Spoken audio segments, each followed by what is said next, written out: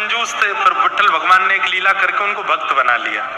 तो पुरंदर दास जी जब भक्त बन गए और पंढरपुर सब छोड़ छाड़ के पंढरपुर में आके निवास करने लगे, तो उनका इतना यश हो गया सब जगह कि पुरंदर दास जी अब जब मंदिर में आते थे ना, तो विट्ठल भगवान के श्री अंग से एक दिव्य सुगंधी निकलने लगती थी और पंडरीनाथ भगवान के मुखमंडल पर एक अलग तेज आ जाता था और दर्शन करते करते लोग आश्चर्यचकित हो जाते थे। हम तो बहुत देर से देख रहे हैं, अभी तो ऐसे नहीं चमक रहे थे, अचानक से कैसे चमकने लगे। तो पुजारी जी कहते पुरंदर दास आया है, उसको देख के ठाकुर जी चमकते हैं, खुश होते हैं।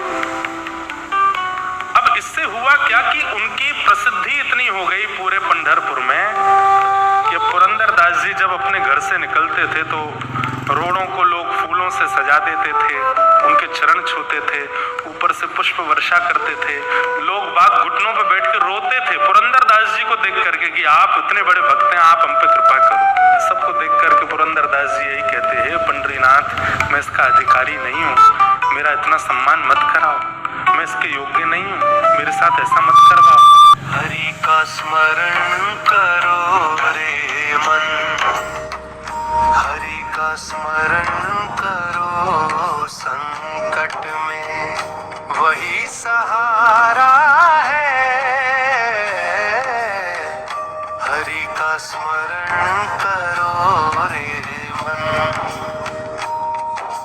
नाम बिना सब व्यर्थ यहाँ, धन वैभव सब साथ न जाए। हरि का स्मरण करो रे मन, हरि का स्मरण करो रे मन। पुरंदर विठल कहते हैं, नाम ही सच्चा धन है। हरि का स्मरण करो रे मन। पंडरीनाथ भगवान बोले कि अब समय आ गया, क्या अब पुरंदर दास की परीक्षा ले लें, अब इसकी परीक्षा ले लें। कैसे परीक्षा लेंगे? तो मैंने कहा ना, इनसे बढ़िया स्क्रिप्ट राइटर नहीं है कोई, ये ऐसा चक्र घुमाते हैं भैया, आप सोचते रह जाओगे ये क्या हो गया। तो एक चक्र पंडरीनाथ भगवान बोले कि अब समय आ गया, क्या अब पुरंदर दास की परीक्षा ले लें, अब इसकी परीक्षा ले लें। कैसे परीक्षा लेंगे? तो मैंने कहा ना, इनसे बढ़िया स्क्रिप्ट राइटर नहीं है कोई, ये ऐसा चक्र घुमाते हैं भैया, आप सोचते रह जाओगे ये क्या हो गया। तो एक वैश्या, एक नगर वैश्या, वो नृत्य करती थी और जहां वो नृत्य करती थी वहां पर व्यसनी लोग जाते थे उसका नृत्य देखने के लिए, लेकिन हृदय से परम भक्ता थी पंडरीनाथ भगवान की। रोज पंढरपुर पंडरीनाथ भगवान का दर्शन करने जाती, सौल से अपने आप को छुपा के, क्योंकि उसका नाम तो गलत रूप में लेते थे ना नगर के लोग, तो इसलिए अपने आप को छुपा के आ लिया।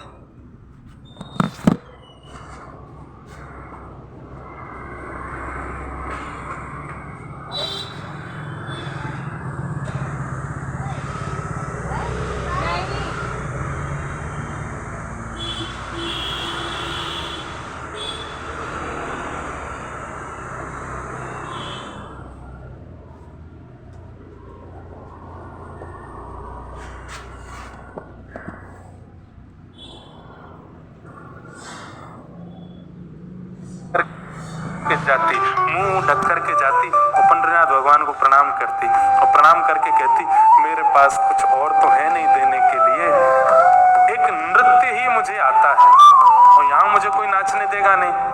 हे नाथ, मेरी भक्ति केवल इतनी है कि मैं रोज सज करके तैयार होकर के नृत्य इसलिए करती हूँ कि किसी दिन उन व्यसनियों की भीड़ में आप आओगे मेरा नृत्य देखे और मैं नाचूंगी, आप देखोगे। और रोज पूछती, कब आओगे आप, कब आओगे। अब स्थिति ये हो गई कि वो वैश्या रोज जाती है और ठाकुर जी के आगे जाके अब डांटती है, मेरे पास क्यों आओगे, वैश्या हूं ना। अपने शरीर को संसार के रंजन में लगा रखा है ना, कि संसार तो मुझे अपवित्र बोलता ही है, लेकिन आप पतित पावन अपने आप को कहना बंद कर दो, क्योंकि पतित पावन वो जो पतितों को भी स्वीकार करता हो। मैं पतित हूं इस पंढरपुर में, आपने अभी तक मुझे स्वीकार नहीं किया, आप पतित पावन कैसे हो गए। सबके यहाँ आप गए हो, सबके ऊपर आपने कृपा की, मुझ पर कृपा क्यों नहीं? केवल इतना ही तो मांगती हूँ कि किसी दिन मेरे नृत्य में आप आ जाओ। जब वो रोने लगी, ठाकुर जी को डांटने लगी और इस प्रकार से विलाप करने लगी, ठाकुर जी बोले अब ये इसके नृत्य में हम जाएंगे। पुरंदरदास का रूप धारण करके नृत्य में चले गए।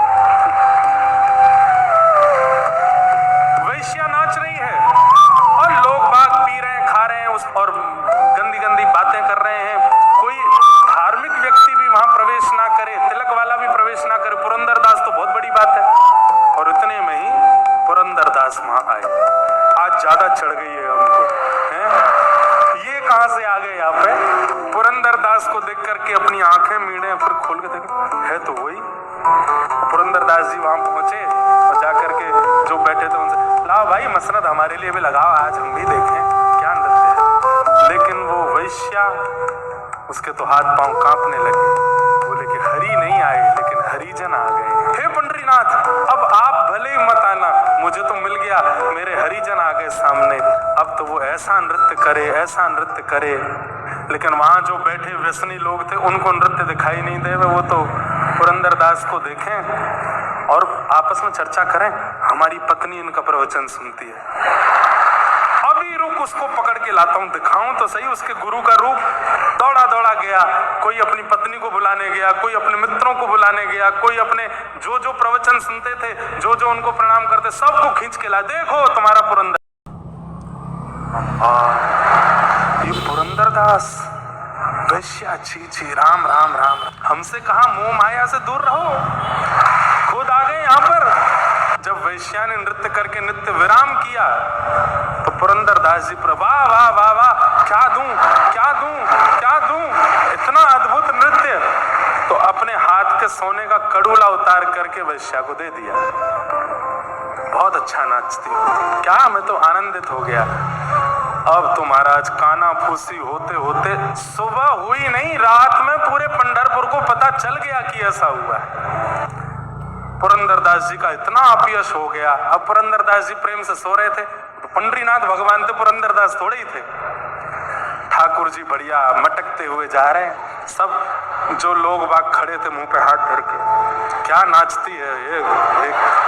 लेकिन ठाकुर जी तो अंतर ध्यान होके मंदिर पहुंच गए। रुक्मणी जी क्रोध में खड़ी, क्या करके आए हो? ये पूरी लीला देखी मैंने आपकी, ये सब क्या करके, बेचारे पुरंदरदास का ऐसा अपयश आप क्यों करवाया है?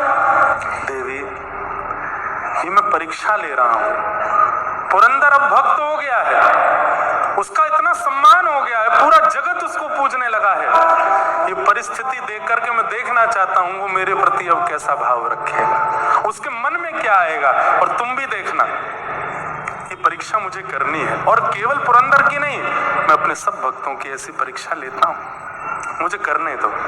प्रातः काल आज का सूर्य उदय सुखद नहीं था। पुरंदरदास जी नित्य की भांति सुबह ब्रह्म मुहूर्त में उठे। उन्हें तो कुछ पता ही नहीं था क्या हो गया पंढरपुर में। तैयार होने के बाद में आज जैसे लोग आकर के चरणों में गिरने लगे, हे पुरंदरदास जी, कह दीजिए कि रात्रि जो सुना वो असत्य है। बोले क्या सुना तुमने, क्या हुआ रात्रि को? अरे विठ्ठल भगवान सब मंगलमय करते हैं, क्यों तुम चलो दर्शन करने चलते हैं। लेकिन अब बात ऐसी है कि लोगों में बात फैली है, लोगों में अपयश हुआ है, लेकिन अभी तक वो अपयश इस स्थिति में नहीं आया कि पुरंदरदास जी को देश निकाला की स्थिति हो जाए। तो वो कब हुआ? जब मंदिर के कपाट खुले।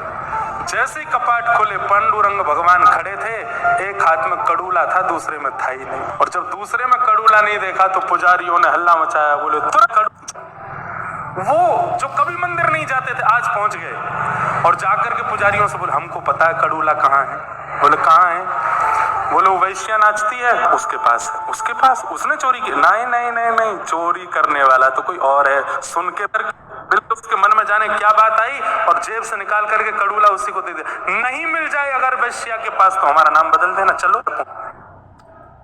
अब वहां कौन प्रसाद रूप में श्री पुरंदरदास जी ने मुझको दिया। अब वहां कौन समझे कि इसमें सत्य क्या है असत्य क्या है। वैश्या अपने मुख से कह रही है कि मुझे पुरंदरदास जी ने दिया, और जैसे ही भीतर से वो कड़ूला ला करके दिया, चेहरा तांब वर्ण का हो गया। बोले इतना पाखंड पुरंदरदास। राजा को रंग बड़ा रंग का राजा।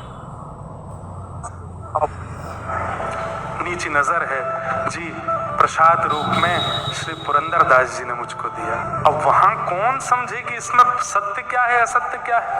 वैश्या अपने मुख से कह रही है कि मुझे पुरंदरदास जी ने दिया, और जैसे ही भीतर से वो कड़ूला ला करके दिया, चेहरा तांब वर्ण का हो गया। बोले इतना पाखंड पुरंदरदास ऐसा कर सकता है। जा करके कड़ूला धो करके ठाकुर जी को पधरा दिया और कहा आज पुरंदरदास नहीं बचेगा। पुरंदरदास जी जैसे ही मंदिर पहुंचे, द्वार पर ही ब्राह्मणों ने रोक लिया। बोले तुम्हारी इतनी हिम्मत, ऐसा किया तुमने।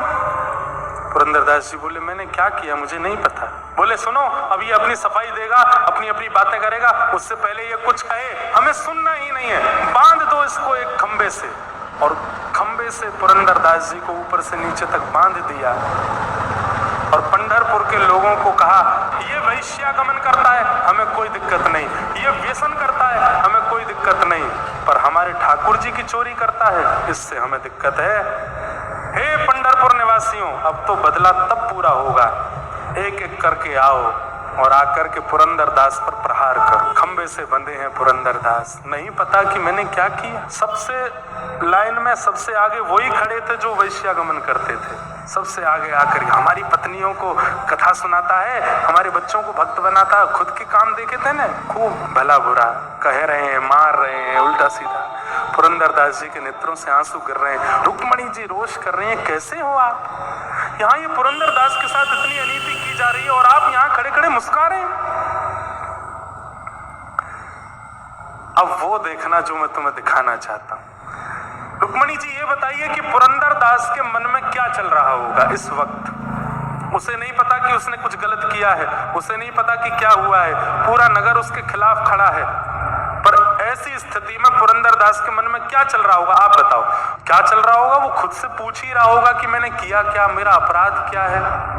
अब मेरी दृष्टि से देखो, मैं दिखाता हूं उसके मन में क्या चल रहा है। तो पुरंदरदास जी के चित्त में जब झांक करके देखा, पुरंदर अपने मन में विचार कर, भैया घर परिवार में किए गए पाप पुण्य क्षेत्र तीर्थ में जाकर के नष्ट हो जाते हैं, पर तीर्थ में किए गए पाप तो पत्थर की लकीर हो जाते हैं। मुझसे निश्चित ही तीर्थ क्षेत्रों में पाप बना होगा। ये पंडरीनाथ भगवान मेरा भला करवा रहे हैं, मेरे कोई शेष पाप रह गए होंगे, उनको इस अपयश के द्वारा, ये लोगों की अनर्गल बातों के द्वारा ठाकुर जी कटवा रहे हैं। कोई बात नहीं पुरंदरदास, विट्ठल ने तेरे लिए अच्छा सोचा है, इसलिए सब हो रहा है, स्वीकार कर ले। रुक्मणी जी के नेत्र सजल हो गए और पंडरीनाथ भगवान के चरणों में प्रणाम करते हुए कहते हैं, हे भगवान, मैं मान गई आपके भक्तों के चित्त को जो कैसी भी परिस्थिति जीवन में आ जाए लेकिन विचलित नहीं होते हैं। अब भी वो यही सोच रहा है कि आपने उसके लिए कुछ अच्छा सोचा है, इसीलिए सब हो रहा है, पर अब इसके ऊपर होने वाली पीड़ा में सह नहीं पा रही हूं, अब आप कुछ करो। और तभी पूरे पंढरपुर के लोगों को सावधान की स्वर सुनाई देने लगा। सब विचलित हो गए, कहां से आ रहा है स्वर। तभी देखा मंदिर में खड़े पांडुरंग भगवान बोल रहे हैं, मैं बोल रहा हूं अभी इसी वक्त पुरंदरदास को खोल दो, इसने कोई भी पाप नहीं किया है, इसने कोई भी ऐसा अनर्गल कृत्य नहीं किया है। उस वैश्या की इच्छा थी कि मैं उसके नृत्य में जाऊं, पर मैं अपने रूप में जाता तो वो नृत्य नहीं कर पाती, इसलिए मैं ही पुरंदरदास का रूप धारण करके गया और उस वैश्या के नृत्य में जाकर के मैंने ही अपना कड़ूला प्रदान किया। वास्तव में इस कृत्य के द्वारा मैंने दोनों को स्वीकार किया है, पर तुम लोग समझ नहीं पाए। सुनते ही सब पंढरपुर के लोग ठाकुर जी के चरणों में वंदित हो गए, हमें क्षमा कर दो नाथ।